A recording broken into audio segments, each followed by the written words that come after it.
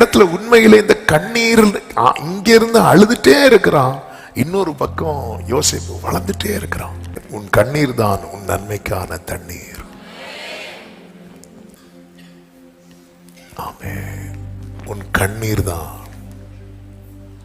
இனி அவமானத்தால், அப்ப இதுவரை அவமானத்தினால, இனி பஞ்சத்தால், இதுவரை பஞ்சம், இதனால என்ன கண்ணீர் அழுது கொண்டே இருக்கிறான்.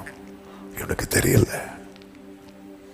அநேக நாள் கழித்து அதன் பலனை நீ காண்பாய்.